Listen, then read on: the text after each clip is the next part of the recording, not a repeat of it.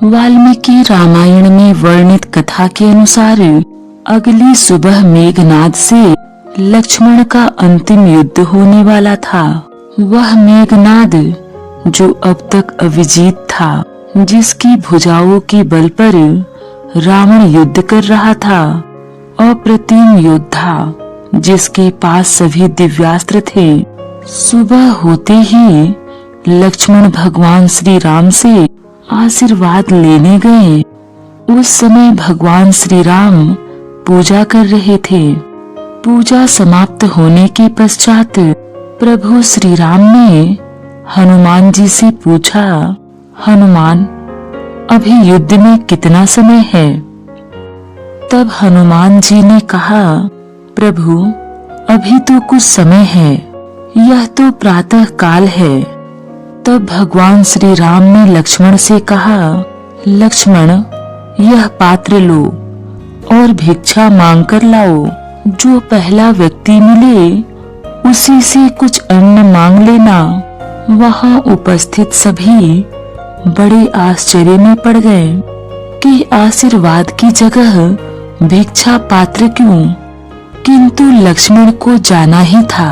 लक्ष्मण जब वह भिक्षा पात्र लेकर भिक्षा मांगने के लिए निकले तो उन्हें सबसे पहले रावण का एक सैनिक मिल गया। प्रभु की आज्ञा अनुसार मांगना ही था।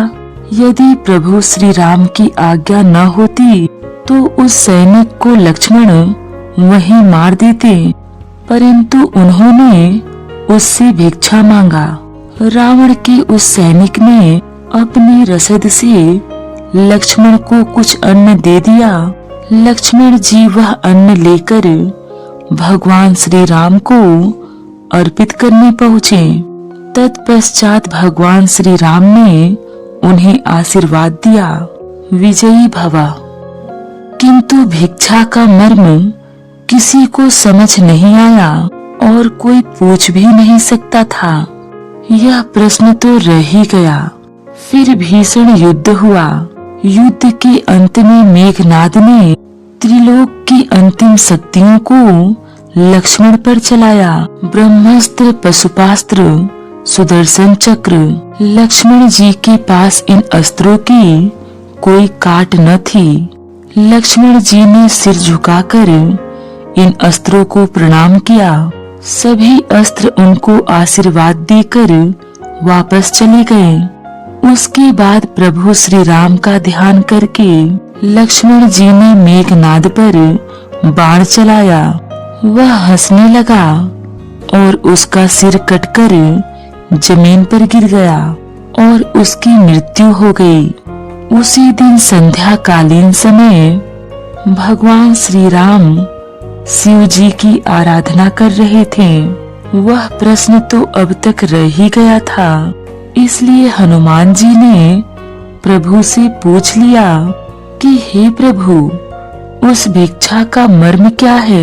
भगवान श्री राम मुस्कुराने लगे, बोले, मैं लक्ष्मण को जानता हूँ। वह अत्यंत क्रोधी है, लेकिन युद्ध में बहुत ही विनम्रता की आवश्यकता पड़ती है। विजयी तो वही होता है जो विनम्र हो। मैं जानता था मेघनाद ब्रह्मांड की चिंता नहीं करेगा। वह युद्ध जीतने के लिए दिव्यास्त्रों का प्रयोग करेगा। इन अमोघ शक्तियों के सामने विनम्रता ही काम कर सकती थी। इसीलिए मैंने लक्ष्मण को सुबह झुकना सिखाया। एक वीर शक्तिशाली व्यक्ति जब भिक्षा मांगेगा तो विनम्रता स्वयं प्रवाहित होगी। लक्ष्मण ने मेरे नाम से बाण छोड़ा था। यदि मेघनाद उस बाण के सामने विनम्रता दिखाता तो मैं भी उसे क्षमा कर देता। भगवान श्री रामचंद्र एक महान राजा के साथ अद्वितीय सेनापति भी थे। युद्ध काल में विनम्रता शक्ति संचय का मार्ग है। वीर पुरुष को शोभा भी देता है।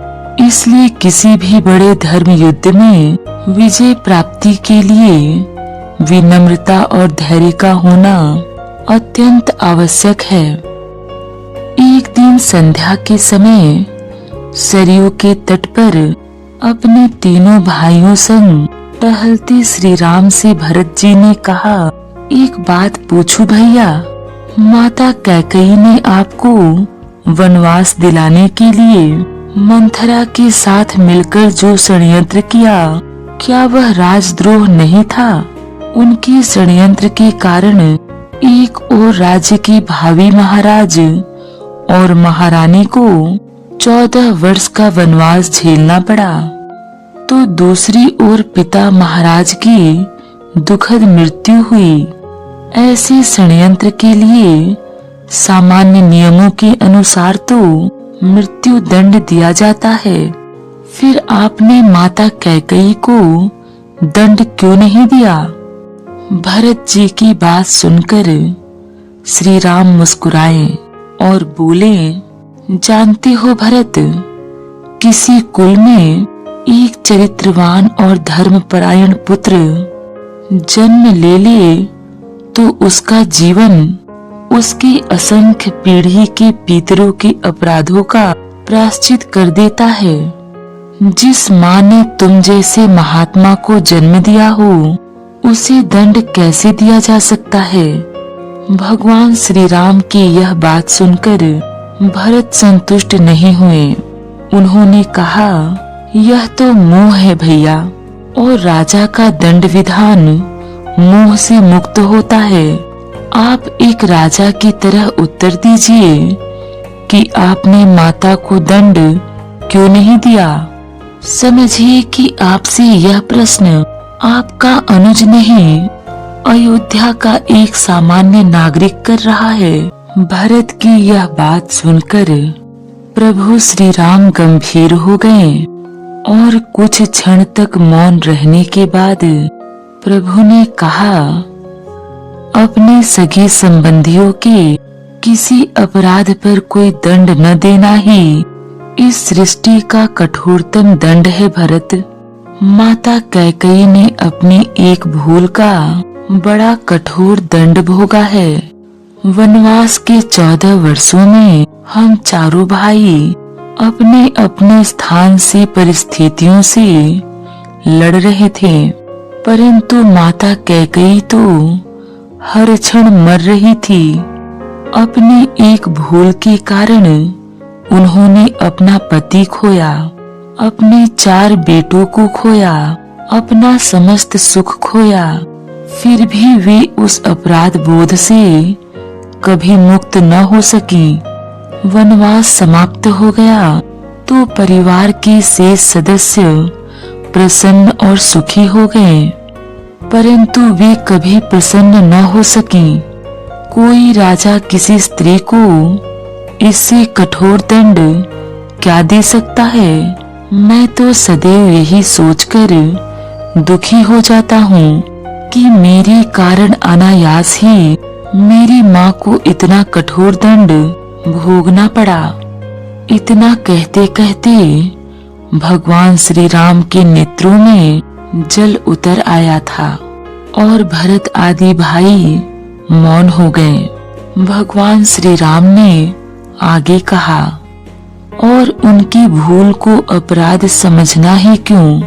यदि मेरा वनवास न हुआ होता तो संसार भरत और लक्ष्मण जैसे भाइयों के अतुल्य भ्रातृ प्रेम को कैसे देख पाता? मैंने तो केवल अपने माता पिता की आज्ञा का पालन मात्र किया था, परंतु तुम दोनों ने तो मेरे स्नेह में 14 वर्ष का वनवास भोगा। वनवास न होता तो यह संसार सीखता कैसे कि भाइयों का संबंध होता कैसा है। भगवान श्री राम के एक एक शब्द का रसपान करते भरत के शब्द मौन हो गए थे। वे अनायास ही बड़े भाई से लिपट गए। श्री राम कोई नारा नहीं है, श्री राम कोई नारा नहीं है। श्री राम तो एक आचरण है, एक चरित्र है, जीवन जीने की शैली है।